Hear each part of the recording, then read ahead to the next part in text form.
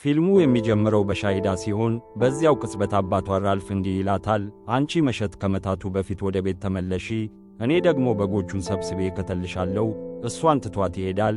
ነገር ግን ሻሂዳ አልተመለሰችም። በምትኩ በጭንቅላቷ በመጫወቻዋ ትጫወታለች። በድንገት የመጫወቻዋ ጎማ ይሰበራል። ሻሂዳም ልትይዘው ትሮጣለች።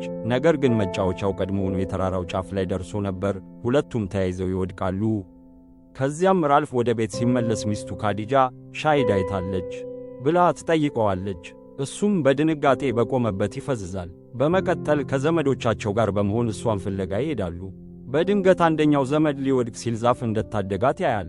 በሚቀጥለው ቀን አያቷ እንዲህ ይሏቸዋል፣ ስንት ጊዜ ልንገራችሁ፣ ዴሊ ወደሚገኘው የሸክና ማዲን መስጊድ ልትወስዷት ይገባል።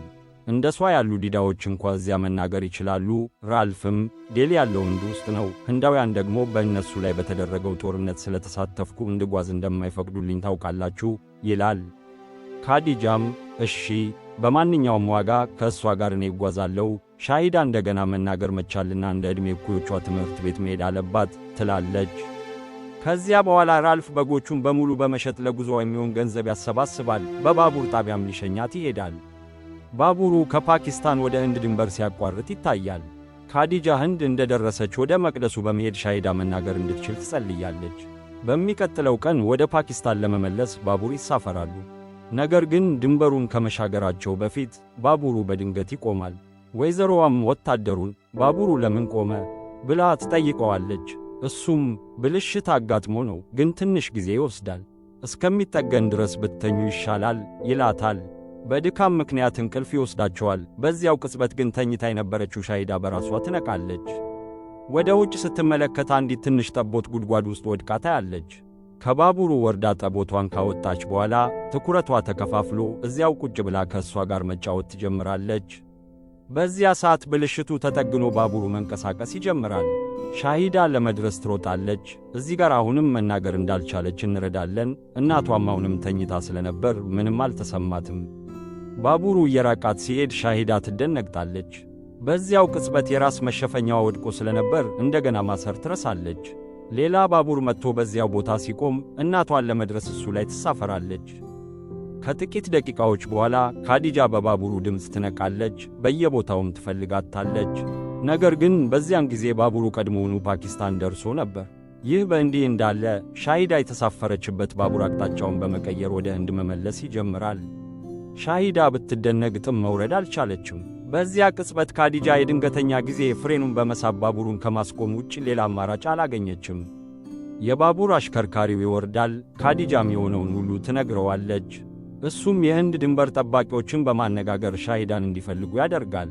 በኋላም መልሰው ስልክ በመደወል ልጅቷ እዚያ እንደሌለች ይነግሩታል። ነገር ግን ጠዋት ላይ እንደገና እንደሚፈልጓት ይገልጹለታል። ካዲጃም ልጅቷ ከዚህ የ5 ደቂቃ መንገድ ላይ ናት፣ ድንበሩን ልሻገርና እኔ ራሴ ልፈልጋት ትለዋለች።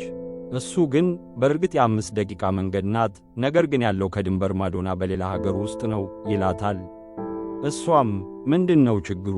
እኔ የምፈልገው ልጄን ማግኘት ብቻ ነው ስትል ትጠይቀዋለች። እሱም አልተረዳሽኝም፣ እነሱ እንዲያስገቡሽ አዲስ የመግቢያ ቪዛ ሊኖርሽ ይገባል፣ እነሱ እስኪያገኟት ድረስ መታገስ አለብሽ ይላታል። እሷም አንተነ ያልተረዳኸኝ፣ ልጄ መናገር አትችልም፣ አሁን ደግሞ በባዕድ አገር ብቻዋን ናት ስትል ትመልሳለች።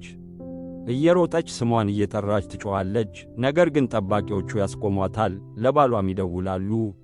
ባሏ ከአያቷ ጋር ይደርሳል። ሁለቱም በድንጋጤና በከባድ ሐዘን ውስጥ ነበሩ። ይሁን እንጂ ካዲጃ እንደገና ወደ ህንድ ገብታ እንድትፈልጋት የሚያስችል ገንዘብ አልነበራቸውም። አያቷም አትፍሩ፣ እግዚአብሔር አይተወንም፣ በእርግጥም ይጠብቅልናል ይሏቸዋል። በማግስቱ ሻሂዳ የተሳፈረችበት ባቡር ህንድ ውስጥ ወደሚገኝ አንድ ከተማ ይደርሳል። ሻሂዳ በሰዎቹ ብዛት ትገረማለች። ሰዎቹም ወደ አንድ ባህል እያመሩ እንደሆነ እንረዳለን። ሻሂዳ ወርዳ ከእነሱ ጋር ትጓዛለች። ወደ ባህሉም ትገባለች። በዚያው ቅጽበት ፓዋን በባሉ ላይ ሲጨፍር ይታያል። ሻሂዳ እሱን ስታየው ደግ ልብ እንዳለው ይሰማታል። ባህሉ ሲያልቅም ትከተለዋለች። በዚያ ሰዓት ፓዋን ምግብ ሊበላ ሲል እሷ ትኩር ብላ ስታየው ይመለከታታል። እሱም ጥራትና ምግብ ያቀርብላታል። ቤተሰቦቿ የት እንዳሉ ለማወቅ ቢሞክርም መናገርም ሆነ ማንበብ እንደማትችል ይረዳል። የፈለግሽውን ብይ፣ እኔ ከፍላለሁ ብሎ አትቷት ይሄዳል። ሻሂዳ ግን ምግቡን ትታ ትከተለዋለች። ወደ አንድ ቤተ መቅደስ ወስዶ ቤተሰቦችሽ በፍጥነት እንዲያገኙሽ እዚህ ጠብቂ ይላታል። ትቷት ሄዶ አውቶቡስ ላይ ቢሳፈርም እንደገና እየተከተለችው እንደሆነ ያያል። አውቶቡሱን አስቆሞ ካወረዳት በኋላ እዚያው ለመተው ወደ ፖሊስ ጣቢያ ይወስዳታል። ይሁን እንጂ ፖሊሱ ይህ የወንጀለኞች ቦታ እንጂ የሕፃናት ማሳደጊያ አይደለም፣ መረጃሽን እዚህ ጻፍና ቤተሰቦቿን ካገኘን እንደውልልሃለን፣ እስከዚያው ግን እዚህ ድርሽ እንዳትል ብሎ ለመቀበል ፍቃደኛ ሳይሆን ቀረ። እሱም መረጃውን ጽፎ ሻሂዳን ይዞ ይወጣል። ከዚያም ወደ ዴሊ ለመጓዝ አውቶቡስ ይሳፈራሉ። በመንገድ ላይ ያሉ ሻሂዳን እንዲህ ይላታል፣ የህንድ ከተሞችን ስም ዘረዝራለሁ፣ የአንቺ ከተማ በዝርዝሩ ውስጥ ካለ እጅሽን አውጪ። እሷም እንደተረዳችው ምልክት ትሰጣለች። የሚያውቃቸውን ከተሞች ሁሉ ቢጠራም እርግጥ ነው አንዳቸውም ትክክል አልነበሩም። ሌሎች ተሳፋሪዎችም በጨዋታው ጣልቃ በመግባት የከተሞቻቸውን ስም መጥቀስ ጀመሩ። ፓዋን ከአንድ የትውልድ መንደሩ ሰው ጋር ይገናኛል። ሰውየውም አሁን ዴሊ ውስጥ እንደሚኖር ይነግረዋል። ሰውየውም ለሥራ ነው ወይስ ለሴት ልጅ ብለህ ነው ሲል ይጠይቀዋል። ፓዋንም አይደለም ረጅም ታሪክ አለው ሲል ይመልሳል። ሰውየውም እንግዲያውስ ንገረን ቢያንስ ያዝናናል ይላል። ፓዋንም ሻሂዳን ይጠይቃታል። ታሪኬን ማወቅ ትፈልጊያለሽ ሲል ይጠይቃታል። እሷም በምልክት ፍላጎቷን ትገልጻለች። ከዚህ በመነሳት ፓዋን ወደ ነበረበት የልጅነት ታሪክ እንመለሳለን። አባቱ የፖስታ ቤት ኃላፊ እንደነበሩና ፓዋንም እንደሳቸው ስኬታማ እንዲሆን ይፈልጉ እንደነበር እንረዳለን። ነገር ግን ፓዋን በትምህርቱ ደካማ ነበር። እስከ 25 ዓመቱ ድረስ 12ኛ ክፍል እያለ በየዓመቱ ይወድቅ ነበር። በመጨረሻም ባለፈበት ዓመት አባቱ ማመኑ ተስኗቸው በደስታ ብዛት ሕይወታቸው አለፈ። ፓዋን የአባቱን የመጨረሻ ምኞት ለመፈጸም ወሰነ። ሥራ እንዲፈልግለትም ዴሊ ወደሚገኘው የአባቱ ጓደኛ ዳያን ዘንድ ተጓዘ። ዴሊ ደርሶ ዳያን ቤት ገባ። ከተዋወቁ በኋላም ፓዋን አብሯቸው በዚያው ቤት እንደሚኖር ዳያን ተረዳ። ልጁን ሪካን እሷ በምትሠራበት ትምህርት ቤት ሥራ እንዲፈልግለት ጠየቃት። በማግስቱ ሪካ ይዛው ሄደች። እዚያም ፓዋን ደግ ልብ ስላለው መውደድ እንደጀመረች እንረዳለን። በዚያን ጊዜም ወደ ፈለገችበት ቦታ ሁሉ ይዛው ትሄድ ነበር። በመጨረሻም በእውነት በፍቅር ወደቀች። ፓዋን ግን ምንም ስሜት አልነበረውም፣ እንደ እህቱ ነበር የሚያያት። አንድ ቀን ግን አንድ ወጣት ከቤተሰቦቹ ጋር የሪካን እጅ ለመጠየቅ መጣ። ዳያንም ፓዋንን ሂድና ሪካን እንድትመጣ ጥራት አለው። ፓዋንም ወደ ጣራው ወጥቶ ነገራት። እሷም እሺ አብረኸኝና አለችው። እጁን ይዛው ወደ ታች ወረደች። ዳያንም እጁን ይዛው ስትመጣ አይቶ ምንም ሊረዳ አልቻለም። እሷም እያንዳንዱ ሴት ልጅ አባቷን የሚመስል ሰው ማግባት እንደምትመኝ ትነግረኝ ነበር። ካንተ ጋር የሚመሳሰል ያየሁት ብቸኛው ሰው ደግሞ ፓዋን ነው አለችው። ፓዋን ደንግጦ ንግግር አጠረው። ዳያንም እንግዶቹን ይቅርታ ልጄ አልተስማማችም አላቸው። እነሱም ተቆጥተው ወጡ። ፓዋን ዳያን የሚመታው መስሎት ይበልጥ ደነገጠ። ዳያንም ሪካን ማግባት አትችልም አለው። ፓዋን ምንም መናገር አልቻለም። አዎ በእውነት አይሆንም ማለት እንደሆነም ገምቶ ነበር። ነገር ግን ዳያን ንግግሩን በመቀጠል እሷን የምትመጥን ካልሆንክ በቀር አትጋቡም። የመጀመሪያው መስፈርቴ ደግሞ በ6 ወር ውስጥ የራስህ ቤት ሊኖርህ ይገባል፣ ካልሆነ ግን የሚመጥናትን ሌላ ሰው እፈልጋለሁ አለው። ሪካ በደስታ ተሞልታ አባቷን አመሰገነች። ፓዋን ግን ደንግጦ ምን እንደሚል ግራ ገባው። ከዚህ በኋላ ወደ አሁኑ ጊዜ እንመለሳለን። ከዚያን ጊዜ በኋላ እሱም በእሷ ፍቅር እንደወደቀና ለቤቱ የሚሆን ገንዘብ ለማጠራቀም ተቃርቦ እንደነበር እንረዳለን። በዚያው ቅጽበት ዴሊ ይደርሳሉ። ፓዋን ሻሂዳን ይዞ ወደ ሪካ ቤት ይሄዳል። ሪካ ስታያት ትገረማለች። ሙኔ ብላም ስም አወጣችላት። ዳያን ግን ፓዋን ራሱን በዚህ ጉዳይ ውስጥ በማስገባቱ ተበሳጨ። ሰዎችን መርዳትህን ቀጥለ ራስህን ትረሳለህ። አንተ ቤት ገዝተህ የተከበረ ሥራ መሥራት ነበር የሚጠበቅብህ አለው። ዳያን ንግግሩን በመቀጠል ማግባት የማትችል ከሆነ ንገረኝና የልጄ ጊዜ ካንተ ጋር በከንቱ አይባክን አለው። ትቷቸውም ይሄዳል። በማግስቱ ግን ሪካ ለልጅቷ ለሙኒ ያላት ፍቅር እንደጨመረና ቤተሰቦቿ ባይገኙ እንኳ ካገቡ በኋላ አብራቸው እንድትኖር እንደምትፈልግ እንረዳለን። በዚያው ሰዓት ሻሂዳ ከቤተሰቡ ጋር ምግብ እየበላች ቢሆንም ምግቡ አልጣማትም። ስለዚህ ምግቡን ወደ ወጥ ቤት መልሳ እጇን ታጠባለች። ነገር ግን በድንገት የምትወደው አይነት የምግብ ሽታ ይሸታታል። ሽታውም የሚመጣው ከጎረቤት ቤት ነበር። ከጥቂት ቆይታ በኋላ ፓዋንና ሪካ ወደ ቤት ሲመለሱ ቤቱ ውስጥ ያለ ሰው ሁሉ ሙኒን ሲፈልግና ሊያገኟት ባለመቻላቸው ይገረማሉ። ፓዋንና ሪካ እሷን ፍለጋ ወደ ውጪ ይወጣሉ። አጋጣሚ ሆኖ ሪካ ጎረቤት ቤት ስትመገብ ታያታለች። ፓዋንንም ትጠራዋለች። ፓዋን ሻሂዳ የዶሮ ሥጋ ስትበላ ሲያያት በጣም ደነገጠ። ምክንያቱም በእነሱ ሃይማኖት ሥጋ መብላት የተከለከለ ነበር። ወደ ቤቱ ገብቶ ይዟት ይወጣል።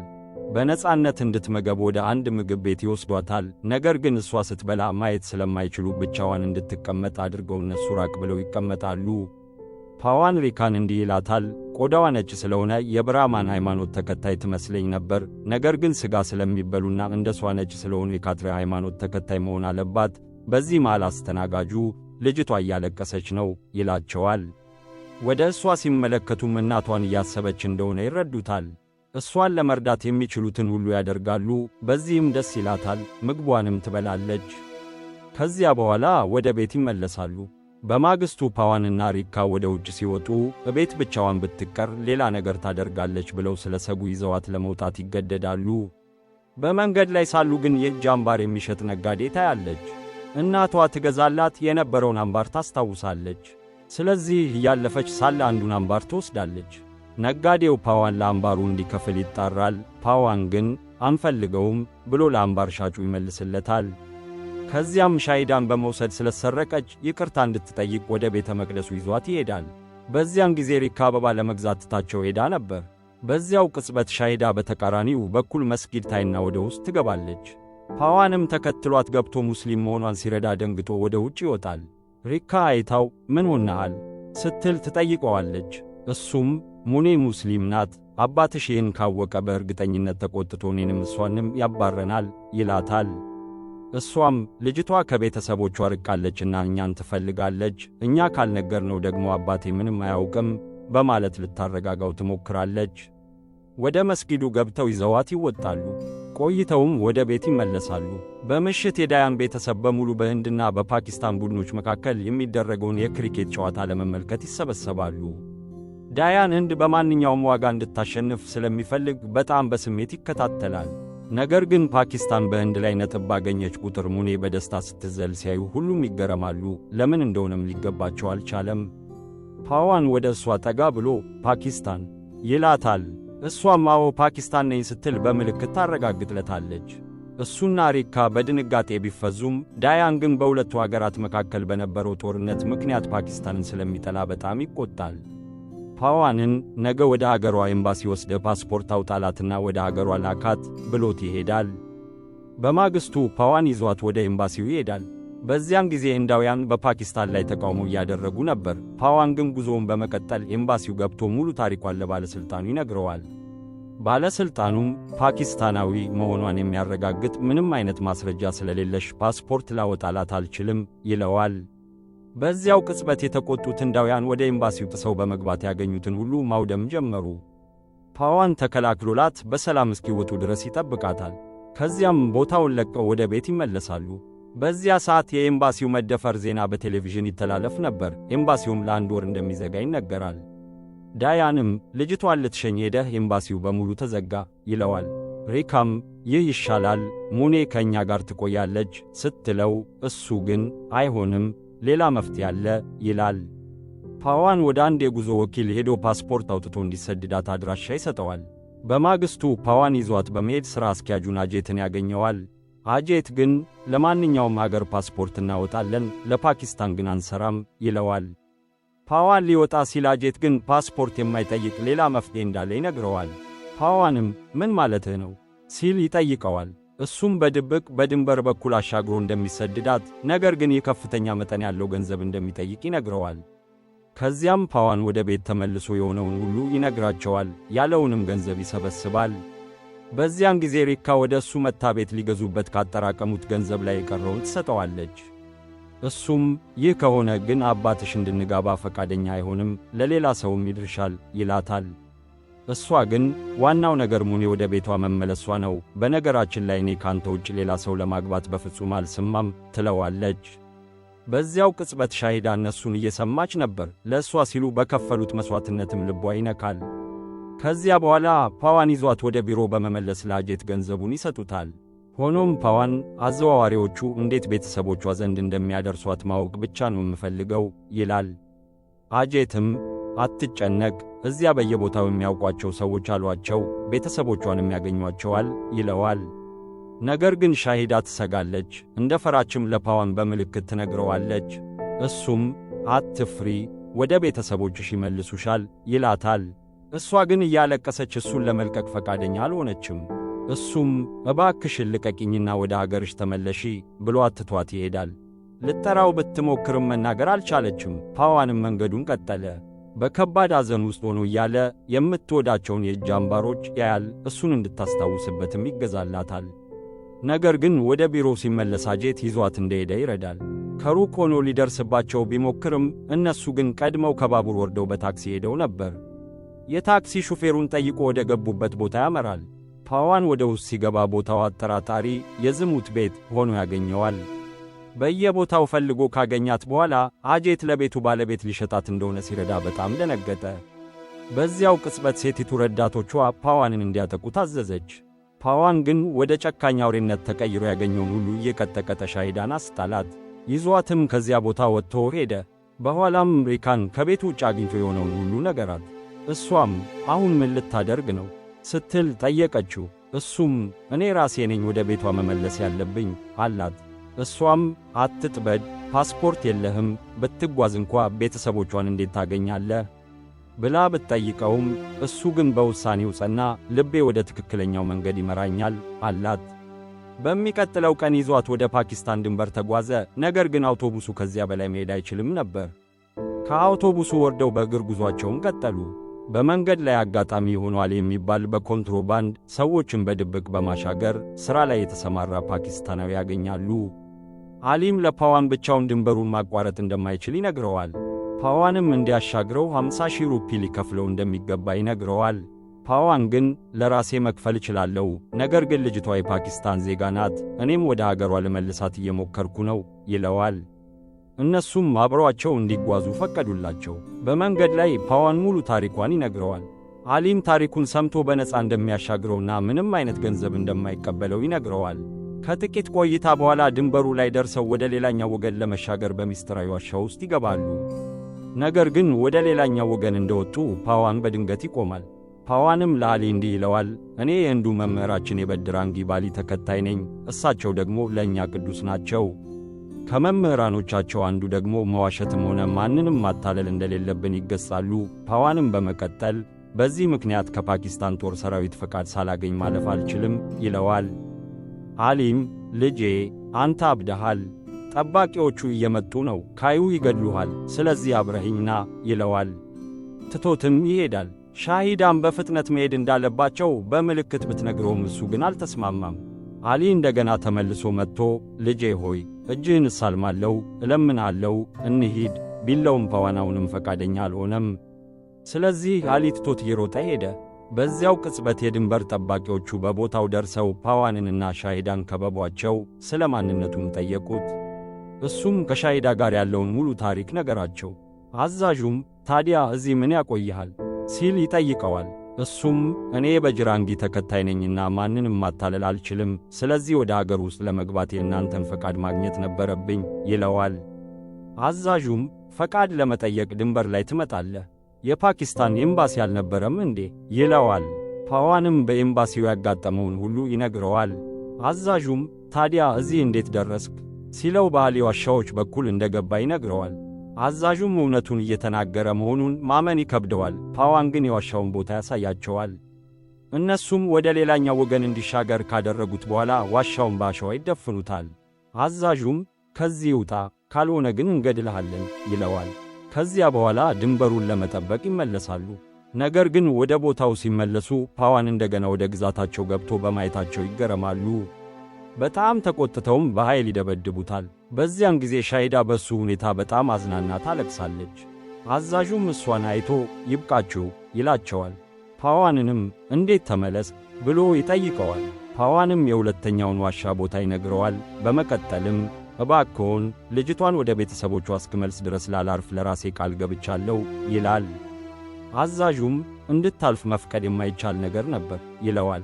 ሆኖም ፓዋን ንግግሩ ከልቡ እንደሆነና ለአገሪቱ ምንም አይነት አደጋ እንደማያመጣ ይሰማዋል። በመጨረሻም ወደ ፓኪስታን እንዲገባ ይፈቅድለታል። ፓዋንም አመስግኖት ይሄዳል። ከጥቂት ጉዞ በኋላ መንገድ ላይ ደርሰው መኪና ይሳፈራሉ። ከዚያ በኋላ ወደ አንድ መንደር ደርሰው ምግብ ለመብላትና ለማረፍ የሆነ ቦታ ይቀመጣሉ። በዚያው ቅጽበት አንድ የፖሊስ መኮንን ወደ ቦታው ይመጣል። ፓዋንም ቶሎ በይና እንሂድ ይላታል። ነገር ግን ሻሂዳ መኮንኑ ጋር ያለውን የካቴና ቁልፍ ታያለች። እሷም እንደምትወዳቸው የእጅ አምባሮች መስሏት እንደነበር እንረዳለን። ስለዚህ ከመኮንኑ ሰርቃቸው ፓዋንን ይዛ ትወጣለች። መኮንኑ ግን የሰረቁት እነሱ መሆናቸውን ስለተረዳ ይከተላቸዋል። የፓዋንንም ቦርሳ ይፈትሻል። ፓዋን ካቴናውን በቦርሳው ውስጥ በማግኘቱ ደነገጠ። መኮንኑ ስለ ማንነቱ ሲጠይቀው ፓዋን መዋሸት ስላልቻለ ፓስፖርት እንደሌለውና ወደ ሀገሪቱ እንዴት እንደገባ ይነግረዋል። መኮንኑ ታሪኩን አላመነውም። እንደ ሰላይ በመቁጠርም በቁጥጥር ሥር አዋላቸው። በአጋጣሚ ቻንድ የተባለ ጋዜጠኛ ዜናውን ሰምቶ ከረዳቱ ካሚል ጋር ሊቀርጸው ይሄዳል። ስለ ራሱ ይጠይቀዋል። ነገር ግን ከንግግሩ ምንም ሊረዳ ባለመቻሉ አደገኛ ሰላይ እንደሆነ ይገምታል። ከዚያም መኮንኑ ለምርመራ ወደ ፖሊስ ጣቢያ ይወስደዋል። ፓዋን ሙሉ ታሪኩን ቢነግረውም ሊያምነው አልቻለም። በዚያው ቅጽበት ሻሂዳ የራሳቸውን አካባቢ የሚመስል ፎቶግራፍ አይታ ወደ እሱ ትሮጣለች። ፓዋንም ከተማሽ ይህ ነው ሲል ይጠይቃታል። እሷም እንደሆነ በምልክት ታረጋግጣለች። መኮንኑ ግን እያታለሉት እንደሆነ በማሰብ ሻሂዳን በኃይል ይይዛታል። በዚያን ጊዜ ፓዋን ተቆጥቶ መኮንኑን ያጠቃዋል። ወታደሮቹ ፓዋንን ለማጥቃት ቢሞክሩም እሱ ግን ቀጥቅጦ ካባረራቸው በኋላ ሻሂዳንና ፎቶግራፉን ይዞ ያመልጣል። በዚያው ቅጽበት ጋዜጠኛው ቻንድ ውጭ ስለነበር ያያቸዋል። ረዳቱን ካሚልን ትቶ ይከተላቸዋል። እነሱ በገቡበት አውቶቡስ ውስጥ ተደብቆ በመግባት ለፖሊስ መኮንኑ በክትትል ላይ መሆኑን በስልክ ያሳውቃል። በመንገድ ላይ ፓዋን የፎቶግራፉን ቦታ ለማወቅ የአውቶቡሱን ቲኬት ቆራጭ ይጠይቀዋል። እርዳታ ለማግኘትም ሙሉ ታሪኩን ይነግረዋል። ቻንድ ይህን ሁሉ እየሰማ ስለነበር እያንዳንዱን ቃሉን አመነ። በዚሁ ሰዓት የደህንነት ኮሎኔል አሚድ ፓዋንን ከፖሊሱ ለመረከብ በመምጣት ላይ ነበር። መኮንኑም ፓዋን ማምለጡንና የትኛውን የአውቶቡስ መስመር እንደተከተለ ይነግረዋል። በዚያን ጊዜ ቲኬት ቆራጩ ፎቶግራፉን ለተሳፋሪዎች ቢያሳይም ማንም ሊያውቀው አልቻለም። ፎቶግራፉ ቻንድ እጅ ሲደርስ ፓዋን ያየዋል። በክትትል ላይ መሆኑንም ይረዳል። ከጥቂት ደቂቃዎች በኋላ ሐሚድ አውቶቡሱ ያለበት ቦታ ደርሶ ያስቆመዋል። ወታደሮቹ ቢፈትሹም ፓዋንን ወይም ቻንድን ሊያገኟቸው ስላልቻሉ አውቶቡሱ እንዲሄድ ይፈቅዳሉ። ቻንድ የፓዋንን ታሪክ ካመነ በኋላ ልጅቷን ቤተሰቦቿ ዘንድ ለማድረስ ሊረዳው ወስኖ እንደነበር እንረዳለን። ከዚያም አውቶቡሱ አንድ መስጊድ ጋር ያደርሳቸዋል። ረዳቱም ፖሊሶች እንዳያገኟችሁ እዚህ ማደር ትችላላችሁ፣ ነገር ግን ከንጋት ሶላት በፊት መውጣት አለባችሁ ይላቸዋል። ትቷቸውም ይሄዳል። በማግስቱ ግን እንቅልፍ ስለወሰዳቸው የመስጊዱ ኢማም ከተማሪዎቻቸው ጋር ደረሱባቸው። ፓዋንም እርዳታቸውን ለማግኘት ሙሉ ታሪኩን ይነግራቸዋል። ቦታውን እንዲለዩለትም ፎቶግራፉን ይሰጣቸዋል። ኢማሙ ግን እንዲህ አላቸው፣ እኔ እነዚህን ተራራማ አካባቢዎች አይቻቸው አላውቅም፣ ነገር ግን እዚያ ቤተሰቦች ያሏቸው ተማሪዎች አሉኝ። ቦታውን እንዲለዩለትም ጠራቸው። በዚሁ ሰዓት ፖሊሱ አሁንም እየፈለጋቸው ነበር። አጋጣሚ ሆኖ የቻንድን ረዳት ካሚልን ያየዋል። ካሚል ለማምለጥ ቢሞክርም ያዙት። ከዚያም ከልጆቹ አንዱ ፎቶግራፉ ላይ ስዊዘርላንድ የሚል ጽሑፍ እንዳለ ለሼኩ ነገራቸው። ፓዋን ፎቶግራፉን ተቀብሎ ካየ በኋላ ያ አምላክ በእርግጥ አንቺ ከስዊዘርላንድ ነሽ እንዴ ይላታል። እሷ ግን እንደ ተሳሳተ በምልክት ትነግረዋለች። ሼኩም እዚህ ካሽሚር አካባቢ ፎቶግራፉን የሚመስል ቦታ አለን ይሉታል።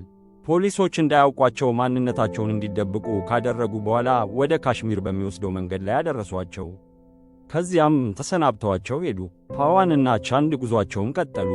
ቻንድ ለብሶት የነበረውን ኒቃብ የፊት መሸፈኛ እያወለቀ ለምን አንተ በራስህ ልብስ ትሄዳለህ?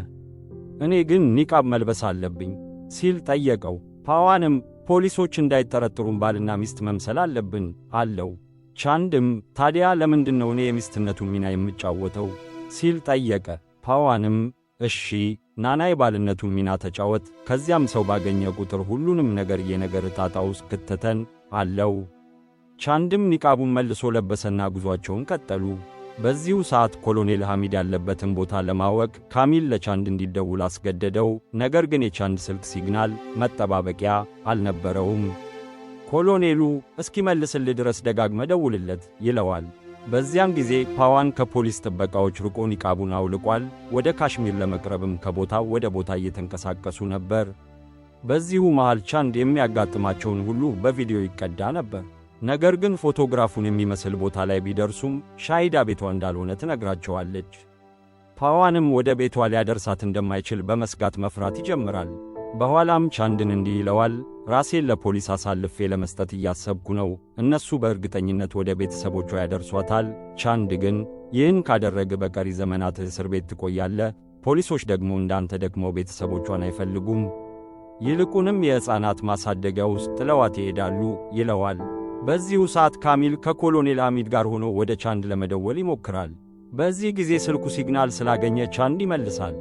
ቻንድ የፓዋንን እውነተኛ ታሪክና ሰላይ ያለመሆኑን ይነግረዋል። ካሚል ግን ሐሚድ እንዲፈታው በማንኛውም መንገድ ፓዋን ያለበትን ቦታ ለማወቅ ይፈልግ ነበር። ቻንድም በሚቀጥለው ቀን የሚሄዱበትን ከተማ ይነግረዋል። በማግስቱ ወደ ከተማዋ ይጓዛሉ። ቻንድም አጋጣሚውን በመጠቀም ስለ ፓዋን ታሪክ ቪዲዮ ይቀዳል። ፓዋን ከሻሂዳ ጋር በአንድ መንፈሳዊ ቦታ ይጠብቀዋል። ከዚያም ቻንድ ወደ ኢንተርኔት ካፌ በመሄድ ቪዲዮውን በዩቲዩብ ቻናሉ ላይ ይለጥፈዋል። አጋጣሚ ሆኖ ኮሎኔል ሐሚድ ቪዲዮውን ያየዋል። ቦታው ላይ ከደረሰ በኋላ ካሚልን እንደያዙትና በእሱ አማካኝነትም ያሉበትን ቦታ እንደደረሱበት ይረዳል። በፍጥነት ፓዋን ወዳለበት ቦታ በመሮጥ ይዞት ያመልጣል። በዚያው ቅጽበት ካሚል ያሉበትን ለማወቅ ይደውልለታል። ቻንድም ከእነሱ ለማምለጥ ሲል አሁን ሌላ ከተማ ውስጥ እንዳሉ በመዋሸት ይነግረዋል። እነሱም ቦታውን ትተው ወደ ከተማዋ ሲሄዱ ቻንድና ፓዋን ግን ባሉበት ቦታ ይቆያሉ። በኋላ በዚያው ምሽት ቻንድ ሰዎች እውነቱን እንዲያውቁ ስለ እሱ ታሪክ ቪዲዮ ሰርቶ በቻናሉ ላይ እንደለቀቀ ይነግራቸዋል። ነገር ግን በካሜራው ላይ ቪዲዮውን እያዩ ሳለ ሻሂዳ እናቷ በቪዲዮ ውስጥ ስትታይ አይታ ትገረማለች። ፓዋን እናቷ መሆኗን ከእሷ ይረዳል። እንዲሁም ወደዚያ ቦታ የመጣችው በአውቶቡስ እንደነበር ይገነዘባሉ። በማግስቱ ጠዋት ሄደው አውቶቡስ አሽከርካሪውን የሚያገለግላቸውን መንደሮች በሙሉ ይጠይቁታል። እሱም የመንደሮቹን ስም ዝርዝር ይነግራቸዋል። ሻሂዳም የገዛ መንደሯን ስም መለየት ቻለች። በመጨረሻም የቤተሰቦቿን ቦታ በማወቃቸው በደስታ ተሞሉ። ነገር ግን በዚሁ ሰዓት ሐሚድ ቪዲዮ የተቀረጸው ትናንት በነበሩበት ቦታ መሆኑን በማየቱ ቻንድ እንዳታለላቸው ይረዳል። ሐሚድ በጣም በመቆጣት ሰዎቹ ያሉበትን አካባቢ እንዲከቡና የሚወጡትን አውቶቡሶች በሙሉ እንዲፈትሹ ያዝዛል። በዚህ መሃል ፓዋንና ቻንድ ሻሂዳን ወደ ቤተሰቦቿ ለማድረስ አውቶቡስ ተሳፍረዋል። ወደ መንደሯ ለመድረስ ጥቂት ሲቀራቸው ግን ፖሊሶች የፍተሻ ጣቢያ አቁመው አውቶቡሶችን ሲፈትሹ በማየታቸው ይደነግጣሉ። ፓዋን አንድ ሐሳብ መጣለትና ቻንድ እንዲተገብረው ነገረው። ከዚያም ፓዋን ከአውቶቡሱ ወርዶ አንዱን ወታደር በመምታት መሮጥ ጀመረ። ወታደሮቹ በሙሉ አውቀውት የፍተሻ ጣቢያውን ትተው እሱን ለማሳደድ ተሰማሩ። በዚያው ቅጽበት ቻንድ ሻሂዳን ይዞ ወርዶ በተቃራኒ አቅጣጫ መለጡ። ሻሂዳ አካባቢውን መለየት ቻለች። ቤቷንም ከሩቅ አይታ ወደ እሱ ሮጠች። ቻንድም እናቷ ጋር የምትደርስበትን ቅጽበት ለመቅረጽ እየቀረጻት ተከተላት። በዚያ ሰዓት ካዲጃ እናቷ ከቤት ውጭ ነበረች። ሻሂዳን ስታያት ዓይኗን ማመን አቃታት። በሙሉ ኃይሏ ወደ እሷ ሮጠች። ሁለቱ ከተገናኙ በኋላ ቻንድ የሆነውን ሁሉ ቀርጾ ትቷቸው ሄደ። ነገር ግን በዚያው ቅጽበት ወታደሮቹ ፓዋን ላይ ደርሰው ደበደቡት፣ አሰሩትም። ከዚያም ይዘውት ሄዱ። ከዚያን ጊዜ ጀምሮ የቻንድ ቪዲዮ በሰፊው ተሰራጨ፣ ቫይራል ሆነ። በፓኪስታንም ያለ ሰው ሁሉ እውነቱን አወቀ።